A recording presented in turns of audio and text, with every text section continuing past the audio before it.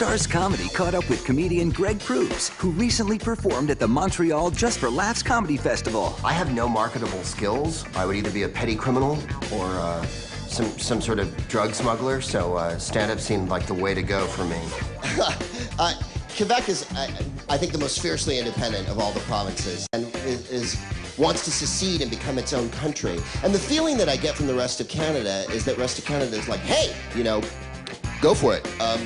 Well, the material kind of comes from everywhere. Sometimes you sit down and write it, sometimes it just comes into your head, or you'll be eating, you know, a turkey sandwich, and all of a sudden you think of something funny, although I've never eaten a turkey sandwich in my life. Thank you. Please kick over glasses in hilarity.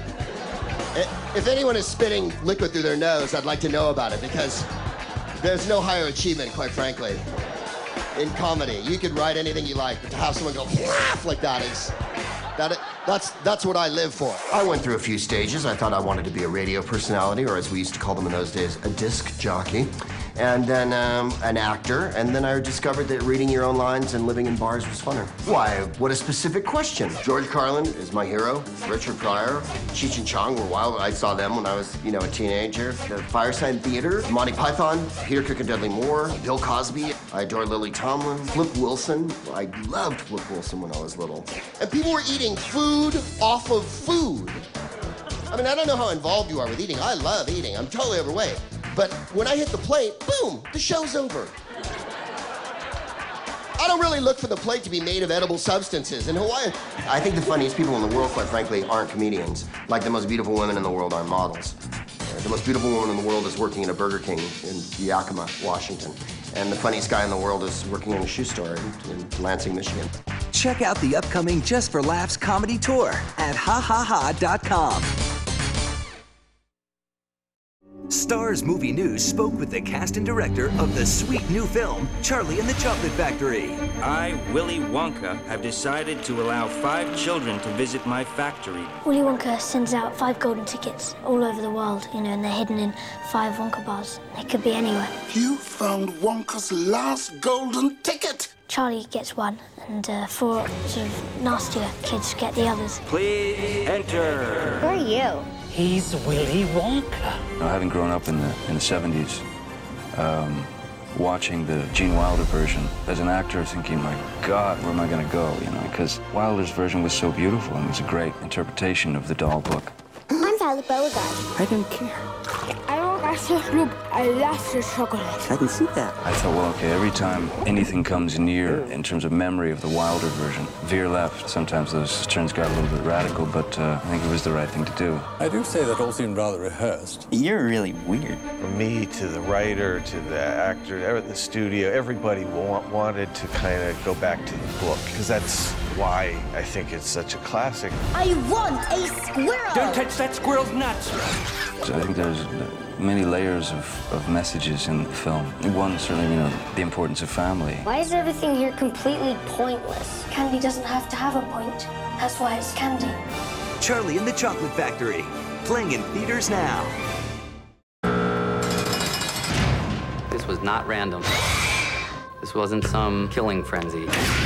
This one is gonna go on and on. I need your advice, Dr. Lecter. Rest assured, my dear, well, this one will give you plenty of exercise. Starz takes you behind the scenes of the 3rd and most frightening film of the Hannibal Lecter series, Red Dragon, starring Anthony Hopkins and Edward Norton. Will Graham, the detective played by Ed Norton, is asked to go back and interview Lecter because there's another serial killer out there. So he's not too pleased at the prospect of coming to interview me. You fear me, but still you came here. You fear this shy boy, yet still you seek him out. Don't you understand, Will? You caught me because we are very much alike. I thought it was an interesting thing to explore, the idea that this person who is simultaneously insane and full of rage is also the one who is offering him counsel. You think the yards might be a factor when he selects victims? Oh, yes. And there will be more of them, of course. Victims. Portraying the psychopathic killer with unnerving intensity is versatile actor Ralph Fiennes. I'm sure that the actors were all drawn to it because of the quality of the writing of the script, which comes from, I think, arguably the best of the 3 Lecter novels. Dear Doctor, I wanted to tell you I'm delighted that you've taken an interest in me. You there's anything I hate worse than pity, it's fake pity. I have no pity. It's exciting because it's scary, but it's also smart, and it makes you think, and it also makes you feel, and the movie has heart. That's what I think is so great about this script. These are people who are doing horrible things, but they're human. He is refining his methods. He is evolving. What am I doing here? Put me next to him, Doctor. Have you never felt a sudden rush of panic? Red Dragon, all this month on Starz. At the Montreal Just for Laughs Comedy Festival, Starz Comedy took a look at some of the short films that made headlines at the Comedia Eat My Shorts film shows. I'm the host for Comedia, the short film festival. They're really, really proud of it because now we have 125 films from 14 different countries, making us the largest comedy short film festival in the world. The Festival Audience Award went to Our Time Is Up by Rob Perlstein and starring Kevin Pollak. I was contacted through the agency about this writer-director, and I said, well, I don't really want to do a short film. I enjoy doing the longer version. But he sent over the script, and it really made me laugh. And it was poignant and funny. Is this therapy thing gonna work? All in due time. I play a psychiatrist who is a bit cynical, jaded, and then I discover I have a terminal illness, and I start telling my patients what I really think of them. And it ends up helping them. Just a second. Hello? Yeah. It's homosexuality, and it's for you. Binge, purge, binge, purge. You get any skinnier, and I'm gonna throw up. So now with 3 night lights, that covers me if 2 go up. So you got 2 lights are going! Oh, God! Better. Special mention went to A Fistful of Pills by Tom Hester and Slade Ham, a far-out combination of stand-up and imagery. I said, dude, what are you doing? Be cool, you're not a cop, are you? You called me. Okay, you have passed my test, because I would not have called a cop. We ate way too many mushrooms. I gotta let you go, dude. People are on fire. Click. I show up in pajamas. People are on fire. Another short film, long on laughs, was the Travis Davis entry Boy Next Door with Richard Mall. It's about a down-and-out boy-next-door type in his early 30s who befriends a new neighbor in hopes of finding happiness, only to discover that this new neighbor is a convicted sex offender with a penchant for boy-next-door types in their early 30s. Moving in? Yeah, 3C. Oh, it's right across the hall from me. Cool. I'm Tim. Calvin. Calvin, our hero of the story, has the dilemma of trying to figure out whether or not he should hang out with this guy and potentially be violated or be alone the rest of his life. So I've made mistakes in my life, and while I never, sodomized 2 white males in their early 30s with shish kebab spears. Congratulations to all the filmmakers at the Montreal Just for Laughs Festival from Starz Comedy. Starz Cinema spoke with Ang Lee and James Seamus, creators of Crouching Tiger, Hidden Dragon, in theaters now. I think since childhood, I've been fancy about scenes in such genre.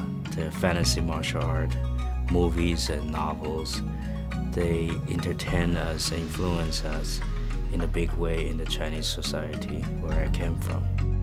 We ended up with something that was about romance and about passion, and about, in this case, about bringing a very, very feminine side to a martial arts genre that has been noticeably lacking in emotions of those kinds. At the heart, it's a romance. Acting while doing martial arts is almost impossible, and in fact, quite dangerous. It's hard to kind of hit your marks with, using a couple of machetes and flipping, and at the same time acting. I wouldn't try it at home, by the way. Acting is very important. To me, the fighting scenes are a cinematic tool to emotion. It's extension of character and the relationship. Crouching Tiger, Hidden Dragon, playing in theaters now. Starz family spoke with actor Jeremy Piven, who stars with Nicolas Cage and Tay Leone in The Family Man. Nick Cage plays the central character, Jack, and he's this guy who's kind of like defined himself by where he is in his life with material things and whatnot. Call Aunt Irma and tell her I won't be able to make it tomorrow. You're a credit to capitalism, Jack. He runs into this angel-like figure, Don Cheadle, who kind of sends him into an alternate universe, into like a decision that he didn't make. You know, I'm gonna really enjoy this. You just remember that you did this, Jack, okay? Taya Leone was in his life earlier, who he kind of like made a choice not to be with, and then he gets thrown into this like alternate universe, and he gets to see a glimpse of what his life would have been like had he decided to marry Taya. And this is very strange because this isn't my house.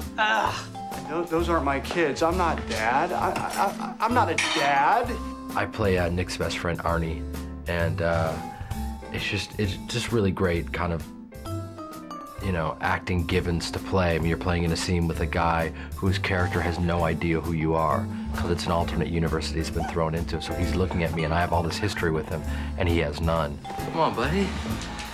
Take your seat. We're friends. Talk to me. I'm having kind of a bad day. You're not really my dad, are you? This isn't my life. It's just a glimpse. How can you do that? What?